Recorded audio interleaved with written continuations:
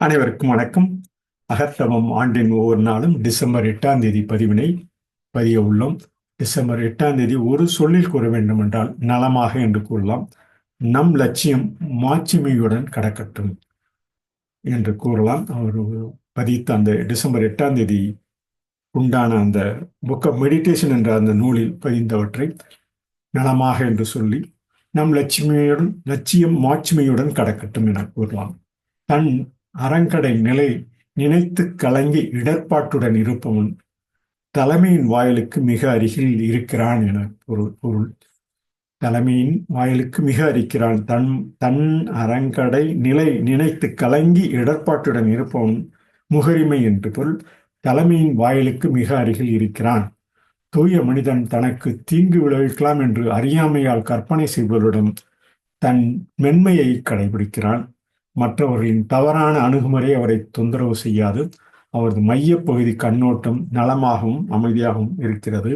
சரியான வாழ்க்கையை நோக்கமாக கொண்டவர்கள் பொறுமையுடனும் மதிநுட்பத்துடன் புரிந்து கொள்ளட்டும்.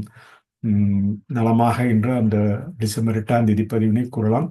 தன் அறங்கடை நிலை நினைத்து கலங்கி இடர்பாட்டுடன் இருப்பவன் முகரிமையின் வாயிலுக்கு மிக அருகில் இருக்கிறான் என்று கூறலாம். பதித்த ஆங்கில பதிவினை காண்போம். What he says on December 8th, honor we can say, high on normal of universality, respect. High on normal of universality, respect.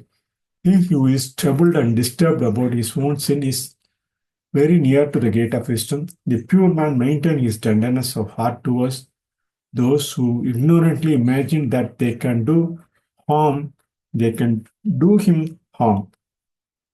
The pure man maintains his tenderness of heart towards those who ignorantly imagine that they can do him harm. The wrong attitude of others toward him does not trouble him. His heart is at rest, compassion, and love.